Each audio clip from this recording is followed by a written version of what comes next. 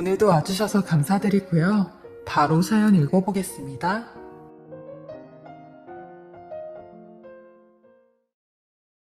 안녕하세요. 저는 40대 중반의 남자이고 6살 아들을 둔 나이 많은 아빠입니다. 제가 아들을 좀 늦게 낳은 편인데 30대 후반에 낳았어요. 늦은 나이에 낳은 만큼 제겐 더없이 소중하고 애틋한 아들입니다. 제가 결혼을 늦게 한 것도 있지만 아내가 워낙 몸이 안 좋아 원래는 아이를 낳지 않으려고 했어요. 저는 아내나 아이를 좋아하긴 했지만 아내가 몸이 안 따라주니 그냥 둘이서 행복하게 살자 하며 늦은 나이에 신혼을 잘 보내고 있었죠. 저는 어렸을 때부터 가족들과 떨어져 지내는 시간이 많아 늘 외로웠는데 아내라는 가족이 생기니 참 든든했어요. 저희 부모님이 두 분 다 따로 사시며 일을 하셨거든요. 집안 형편이 워낙 어려웠기에 저희 부모님은 집 없이 떠돌아다니시며 일을 하셨어요. 그래서 저는 친할머니 손에 맡겨져 컸고 1년에 2번 명절 때마다 부모님을 볼 수 있었죠. 그냥 엄마 아빠 얼굴을 까먹을만 하면 그때 볼 수 있었던 것 같아요. 그래도 너무 다행이었던 건 저희 부모님은 저를 버린 게 아니었으니 너무 다행이었죠. 사실 자식을 무책임하게 버리는 부모들도 꽤 많잖아요. 근데 저는 그런 불행한 사람은 아니었으니 그 어린 나이에도 약간의 긍지를 가지고 산 것 같아요. 저희 어머니도 항상 어린 제게 해주셨던 말이 있는데 용대야, 딱 10년만 이렇게 할머니랑 살고 그 다음부턴 엄마랑 아빠랑 같이 살자. 엄마랑 아빠가 10년 동안 일 열심히 해서 우리 용대 다시 데리고 올게. 그러니까 조금만 참자, 응? 이라고 해주셨죠. 그래서 전 늘 이런 엄마의 말을 가슴에 새기며 한결같이 10년을 기다리며 살아온 것 같아요. 그리고 이런 부모님을 위해 제가 할 수 있는 건 공부밖에 없다 생각했어요. 지금 제 나이에 공부라도 열심히 해야 성공을 할 수 있겠다 생각했거든요. 비록 시골 학교였지만 항상 전교 1, 2등을 놓지 않았어요. 학교에서도 수재라는 소리를 들어왔는데 중3 때 담임 선생님께서 저희 할머니를 학교로 불러 고등학교는 도시로 다니게 하는 게 절 위한 거라 말씀하셨어요. 그래서 할머니도 저희 부모님을 불러 이제는 저를 데리고 도시로 나가 죽이 되든 밥이 되든 살라고 하셨죠. 애 공부라도 제대로 시켜 이제라도 애한테 부모 노릇이라도 해야 되지 않겠냐고 하시더라고요. 저희 할머니는 늘 돌아가신 친할아버지가 서당 훈장님이셔서 저보고 할아버지 머리를 닮은 거라 하셨는데 할머니 또한 배움에는 끝이 없다고 교육에 대한 욕심이 굉장히 크셨어요. 게다가 본인 자식들은 공부로 성공한 자식이 없으니 누구 하나라도 공부로 성공을 했음 싶어 손자인 제게 욕심을 부리신 거죠. 그렇게 저는 고등학교 입학을 분당에서 하게 되었는데 역시나 시골과 도시는 상대적으로 차이가 많이 나더라고요. 그때부턴 정말 미친 듯이 공부를 해 마지막 고3 내낸 이과에서 전교 5등 안에 드는 성적을 낼 수 있었어요. 그리고 수능 성적 또한 만족스러운 결과를 내 서울에 있는 대학에 진학해 컴퓨터 공학과를 들어갔고 애들 과외를 시키며 용돈과 학비를 벌며 살았어요. 저도 20대 땐 남들이 다 아는 연애도 해보고 군대도 다녀왔는데 취직을 하고부턴 일에 미쳐 살았죠. 워커홀릭이란 말이 있듯이 완전히 일 중독에 빠져 쉬는 날도 일을 했어요. 제겐 목표가 하나 있었는데 그걸 이뤄야지만 성공했다 했죠. 그렇게 전 30대 중반에 회사를 그만두고 회사에서 번 돈으로 돈을 모아 창업을 했어요. 스마트폰이 나오면서 어플 개발을 해야겠다 싶었거든요. 지하 단칸방에서 처음 제 회사를 차리게 되었는데 한겨울엔 난방 틀 돈도 없어 양말을 3-4겹씩 겹쳐 신고 쥐와 벌레가 가득한 곳에서 괜히 회사를 그만뒀나? 역시 창업은 아무나 하는 게 아닌가? 라는 후회를 수천 수만 번을 했어요. 하지만 이런 제 후회를 아니라고 잡아준 단 한 사람이 있었는데 그 당시엔 제 여자친구였지만 지금은 제 아내가 된 사람이었죠. 그렇게 아내는 어려울 때 제 옆을 지켜주며 저를 일으켜준 사람이었어요. 아내는 저보다 나이는 2살이나 어렸지만 속이 꽉 차 있는 여자였어요. 그리고 제가 아내에게 제일 미안했던 게 아내는 이미 홍기가 다 찬 나이였는데 제가 결혼 준비가 안 돼 있어서 프로포즈도 못하고 있는 상황이었죠. 하지만 아내는 이런 제게 어차피 나도 결혼할 나이는 지났으니까 천천히 결혼 준비되면 우리 그때 결혼하자 라고 말해준 사람이었습니다. 저도 준비가 안 된 상태에서 아내의 부모님을 뵈러 갈 자신은 없었거든요. 그리고 아내의 부모님도 평상시 저를 못마땅하게 생각하시고 계시는 걸 알 수 있었던 게, 한 번은 아내가 장모님과 통화를 하고 있는데 저를 만나고 있다는 말에 장모님이 넌 걔를 아직도 만나고 있니? 너한테 도움이 되는 사람을 만나라고 내가 그러지 않았니? 대체 나이만 먹고 네 둘은 뭐 하는 거니? 라고 하셨거든요. 전화기 밖까지 들리는 장모님의 꼬장꼬장한 목소리에 주눅이 들 수밖에 없었습니다. 게다가 아내의 부모님은 두 분 다 교직 생활을 하신 교사셨기 때문에 제가 더 주눅이 들었는지도 몰랐어요. 하지만 아내의 한결같은 마음에 저는 앞만 보고 성장을 할 수 있었고, 몇 년 후 제가 개발한 어플이 대박이 나면서 지하 단칸방에서 3층짜리 건물을 통으로 쓸 정도의 회사 대표가 되었어요. 그리고 저의 성공과 동시에 저는 아내와 드디어 결혼을 할 수 있었죠. 제 성공을 제일 좋아한 사람은 아내가 아닌 처갓집 식구들이었어요. 장인어른, 장모님, 그리고 처제까지 무슨 일만 생기면 저부터 찾고 저부터 챙겨주곤 하셨죠. 그런 대우가 싫지만은 않았습니다. 아내도 제가 본인 친정에서 인정받고 대우받는다는 사실에 마냥 기뻐했어요. 하지만 결혼 후 저희 부부에게 또다시 닥친 시련이 하나 있었다면 아내의 임신 문제였어요. 불임에는 나이가 많은 것도 원인이었지만 원체 몸이 약한 아내는 임신하는 게 쉽지가 않았어요. 아내는 조금만 스트레스를 받거나 신경을 쓰는 일이 있으면 금방 안면마비가 오곤 하는데, 이런 건강이 걱정이 되어 다니던 직장도 제가 그만두라고 했어요. 매번 장모님은 이런 아내가 병원에 입원을 할 때마다 제게 이서방, 이거 참 미안하게 됐네. 아니, 쟤는 왜 저렇게 몸이 약한지 몰라. 우리 둘째 애는 튼튼하기만 한데 쟤 누굴 닮아 저렇게 약해 빠졌는지. 내가 교직에 있을 때도 저렇게 약한 애들은 정신력이 문제라고 했었는데, 내 딸이 저리 아프니 누굴 탓할 수도 없는 노릇이고 이거 참 면목 없게 됐네. 라는 말을 하셨죠. 되려 저는 이런 아내가 안쓰럽고 가여운데 장모님은 제 속도 모르고 아내의 트집만 잡으셨어요. 이런 말이 저한테는 결코 위로가 되지 않는데 말이에요. 그 이후 아내도 병원에 입원할 때마다 장모님과 처가 식구는 부르지 않았어요. 그래서 저희 어머니가 저 없는 시간엔 아내를 간호해 주셨죠. 그렇게 저희는 좀 힘든 시기를 겪었지만 결혼 후 2년 만에 저희에게 아기가 찾아오게 되었어요. 시험관으로 아내가 임신이 되었고 저희는 부모가 될 수 있는 자격이 생기게 된 겁니다. 아내도 임신 소식을 듣고 너무 행복해했어요. 그리고 더욱더 몸을 달래며 스트레스 받지 않게 생활을 하고 있었죠. 저 또한 아내가 편한 환경에서 지낼 수 있게 항상 조심하고 또 조심하며 무조건 아내를 맞춰주며 살았어요. 근데 아내가 막달이 될수록 출산에 대한 걱정을 많이 하더라고요. 이런 걱정이 독이 됐을까요? 아내는 자연분만이 힘들다는 진단을 받고 수술을 받게 되었는데, 글쎄, 수술 도중에 아내에게 전신마비가 찾아온 겁니다. 이번엔 안면마비와 팔, 다리 마비가 아닌 전신마비였어요. 아내는 자가호흡도 힘들어 인공호흡을 하게 되었고 태어난 저희 아들조차 안을 수 없는 상황이 오게 된 겁니다. 정말 절망과도 같았어요. 병원에선 아내의 상태를 지켜보자는 말뿐이었고 처갓집에선 제게 미안하다는 말뿐이었어요. 건강하지 못한 딸을 자네에게 보내서 면목이 없다고 하셨죠. 아내의 걱정보다 제 안위를 챙기는 처갓집 식구들이 좀 과할 정도로 불편하기만 했어요. 저는 회사의 모든 일을 중단하고 직원들에게 맡긴 채 보름 넘게 곁에서 아내를 보살폈고 제발 말이라도 할 수 있길 기도하고 또 기도했어요. 제가 무교였지만 그땐 정말 신이라는 신은 다 불러가며 아내를 살려달라고 기도를 했네요. 그리고 너무 가슴이 아팠던 게 제가 아내에게 저희 아들을 안겨주었는데 아내는 간신히 뜬 눈으로 아들을 바라보며 눈물만 흘리더라고요. 제게 무언가 말을 하고 싶어하는 듯한 눈빛이었는데 뭘 말하고 싶은지 알 것만 같았죠.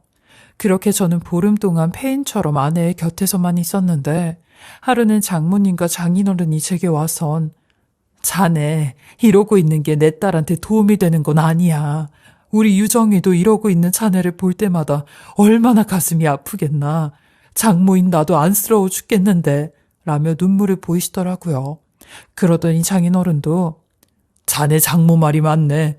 유정이는 우리가 보살필 테니 자네는 이만 회사를 나가보게. 아니, 회사는 지켜야 될 거 아닌가. 유정이가 다시 되돌아올 때까지 자네 가정을 지켜야 될 거 아닌가. 이런 모습은 장인인 나도 허락 못할세. 라고 하시더라고요. 듣고 보니 장인 장모님의 말씀이 맞았습니다. 회사에서도 저를 찾는 연락이 오긴 하는데 제 상황 때문에 직원들도 눈치를 많이 보는 것 같았고 제 밑에 딸린 식구들을 생각하니 대표이자 가장인 제가 이렇게 무너지면 안 되겠다는 생각이 들었습니다. 그래서 장모님 말씀대로 아내를 장모님에게 맡기고 저는 다시 회사로 출근을 하게 되었어요. 그리고 퇴근을 하면 아내 병원에 들려 얼굴을 보고 가는 그런 생활을 하게 되었어요. 저희 아들은 어머니께서 봐주셨고요. 그리고 이런 생활이 8개월쯤 접어두었을 때 제게 믿을 수 없는 일이 생기게 되었습니다. 퇴근을 하고 좀 느지막하게 아내의 병원으로 갔는데 저희 아내의 병실이 텅텅 비워져 있는 겁니다. 저는 당장 담당 간호사님을 찾았고 이 밤에 아내가 어딜 간 거냐고 호들갑을 떨었어요. 그러니 간호사님이 저를 이상하게 쳐다보시며 보호자님, 오늘 오전에 사모님 요양병원으로 이송되셨잖아요. 아니, 모르시고 계셨어요? 라고 하는데 그 말을 듣자마자 미친 사람처럼 내가 보호자인데 내 허락 없이 아내가 대체 어딜 간 거냐고 발을 동동 굴렸어요. 그러니 간호사님은 알아보고 말씀을 드린다고 했고 저도 곧바로 장모님께 연락을 드렸습니다. 그러니 장모님은 전화를 받지 않으셨고 장인어른과 처제 또한 전화가 연결이 되지 않는 겁니다. 그리고 곧이어 간호사님이 오셔선 저희 처갓집 식구분들이 퇴원을 시켰다는데 저는 그 말을 듣자마자 바로 처갓집으로 뛰쳐갔고 도착을 해선 대문을 부서질 듯 치며 문 열으시라고 했어요. 그러니 얼마 뒤 장모님이 나오시더라고요. 온 집안을 헤집고 아내가 혹시 여기 있나 돌아다녀도 보이지 않더라고요. 저는 그런 장모님에게 대체 유정이 어디로 간 거냐고 난리를 쳤어요. 그러니 장인어른이 제게 소리를 치며 자네 미쳐도 곱게 미쳐야지. 어딜 어른 앞에서 소리를 치고 있나? 고정하고 여기 앉게 라고 하시더라고요. 그 말에 저도 모르게 눈물을 보이며 아내의 행방에 대해 찾았어요. 그러니 장모님이 아주 힘겹게 입을 떼시며 내가 한 걸세. 자네 우리 유정이랑 헤어지게.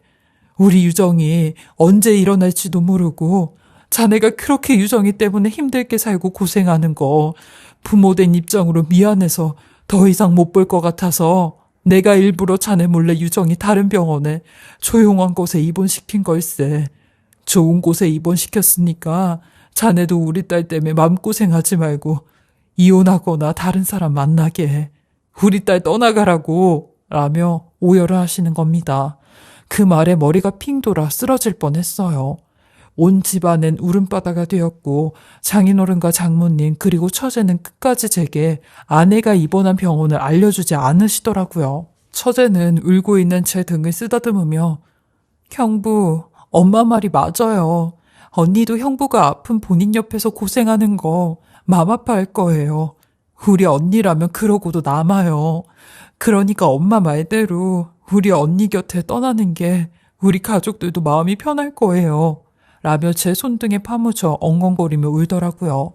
아내보단 10살이나 어린 늦둥이 처제여서 항상 아내와 나이 차이 때문에 둘이 서먹했지만 처제가 아내를 생각하며 얘기를 하는 말에 마냥 어리지만은 않구나 라는 생각이 들었어요. 장모님과 장인어른은 아내가 있는 병원에 대해선 절대 얘기할 수 없다 하시고 얼른 나가라고 하시는데 저는 하염없이 쫓겨나왔네요.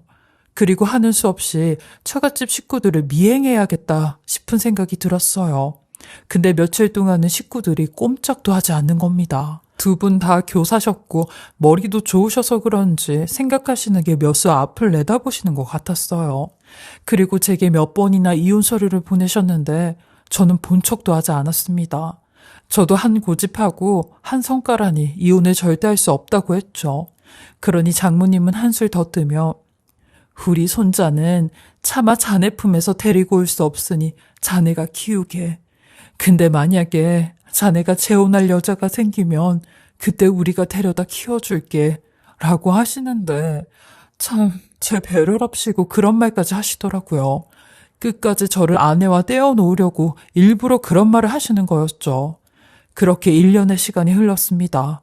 1년 동안 제가 할 수 있는 걸 다 해도 아내가 입원해 있는 병원은 알 수가 없었어요. 아님 제가 알지 못했을 수도 있겠죠. 그러던 어느 날 처제가 뜬금없이 연락이 왔어요. 혹시나 언니 얘기를 할까 전화를 받으니 저희 아들이 보고 싶다며 형부, 오늘 제 조카 보러 가도 돼요? 라고 하더라고요. 저는 이때다 싶어 처제라도 좀 구슬려서 아내가 있는 곳에 대해 물어보려고 했습니다. 그렇게 약속을 잡고 처제가 저희 집으로 들어왔는데 의상이 좀 누가 봐도 인상을 찌푸릴 만한 차림으로 왔더라고요. 그간 봐왔던 처제의 모습이 아니었습니다. 교사였던 장인 장모님이 그 차림을 보시면 난리가 나실 게 뻔한 그런 옷차림이었어요.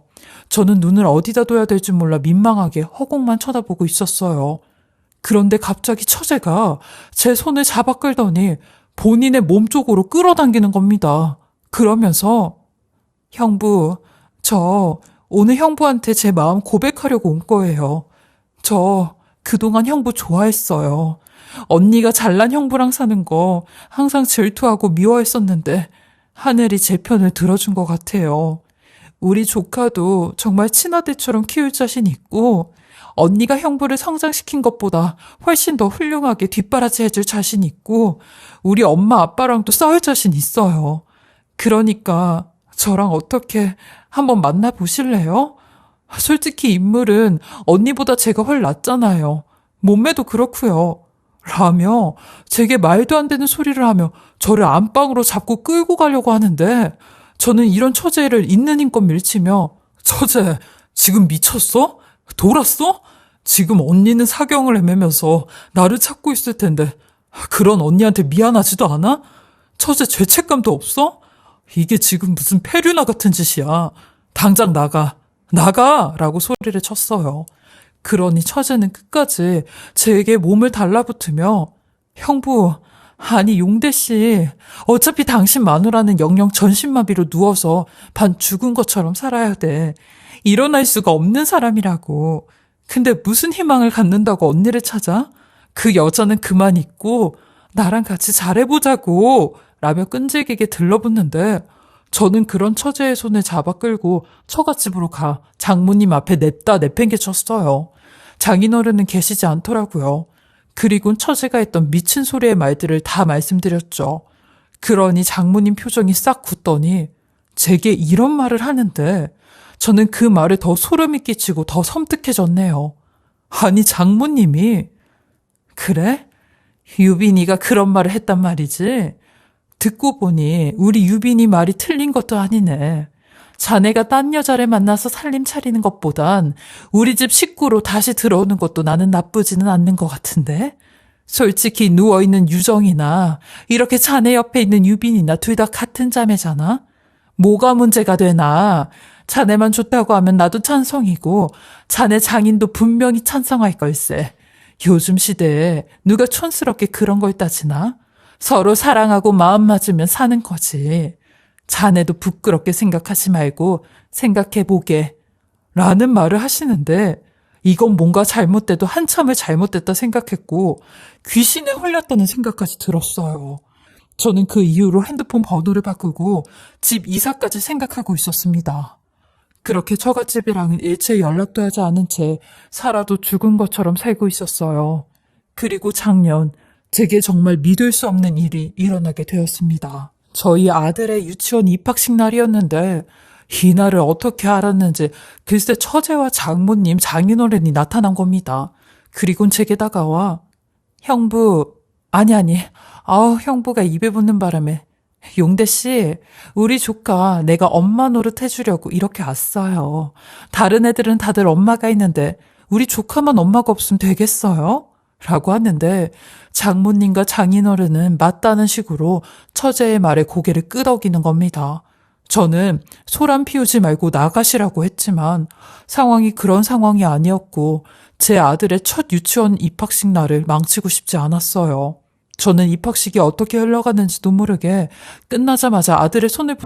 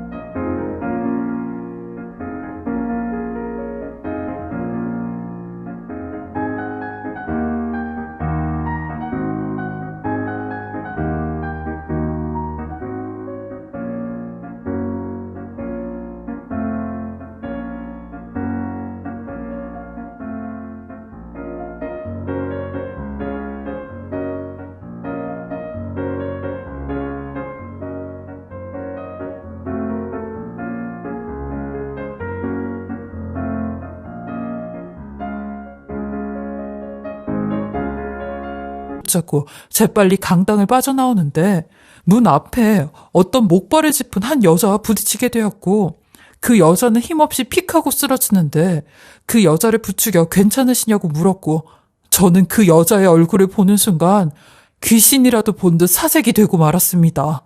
그 여자는 바로 제 아내 남유정이었거든요. 아내는 저와 제 아들을 보며 흐느끼며 웃고 있었고 그 모습을 본 처갓집 식구들은 하나같이 말을 더듬으며 네가 대체 어떻게 온 거냐고 몇 번이나 같은 말을 반복이는데 아내는 제게 본인을 좀 일으켜달라고 말했고 밖으로 나오자마자 엄청난 사실들을 폭로하기 시작했습니다. 아내의 입에서 나온 첫 번째 말은 바로 장인 장모에 대한 말이었죠. 역시나 계모 계부는 다르네요. 어딜 가나 계모 계부는 이렇게 인간 이하의 쓰레기네. 몇 년 동안 임신이 안 돼서 나를 입양해놓고 10년 뒤에 니들 자식 저 여우 같은 기집애 낳고 나니까 나는 자식으로 보이지 않았지. 교사인 니들 체면, 니들 인성에 오점 남겨질까봐 다른 사람들한테 내가 입양하라고 말하지 말라고 그랬잖아. 그래서 내 남편한테까지도 내가 입양하라는 사실을 평생 말하지 못하고 살았어. 라며 악을 쓰는데 저는 아내를 쳐다봤어요. 알고 보니 장인 장모는 아내의 말대로 친부모가 아니었고 처제 또한 친동생이 아니었는데 그러니 제게 몇 년 동안 말도 안 되는 짓을 한 게 맞춰지기 시작했어요. 그리고 곧이어 5년 동안 날 한 번도 찾지 않은 당신들 덕분에 요양병원에서 나를 가엾고 불쌍하게 여겨서 어떻게든 살아보라고 죽도록 재활치료해서 내가 이렇게까지 두 발로 걷게 된 거야. 내가 재활치료하면서 얼마나 당신네들을 곱씹었는지 알아? 나 여기다 버린 당신들 찾아가서 내가 복수할 거라고. 니들 그 추악하고 더러운 속내 세상 사람들한테 다 밝힐 거라고. 라고 하는데 아내는 그 말까지 한 뒤 그 자리에서 그냥 쓰러져 버리더라고요.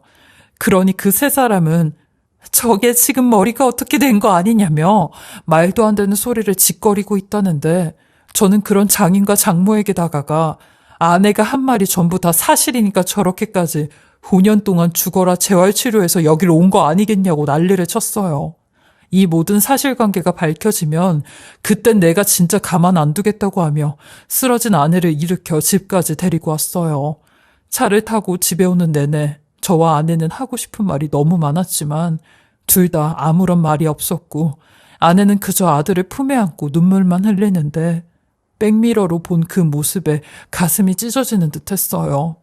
집에 돌아와 여태까지 있었던 모든 일을 듣게 되었는데 양부모인 장인 장모가 강원도 산골에 있는 요양병원으로 본인을 보냈고 재활치료 후 목발로 걷게 된 날부터 아내의 절친한 친구의 도움을 받아 친정 식구들을 미행해 여기까지 따라오게 되었다는 겁니다. 이런 아내에게 저는 너무 미안하다고 했어요. 당신을 찾을 수 없었다는 게 다 변명 같다고 하니 아내는 이런 제게 아들을 잘 키워줘서 고맙다라는 말뿐이었고 본인을 기다려줘서 고맙다라는 말뿐이었어요.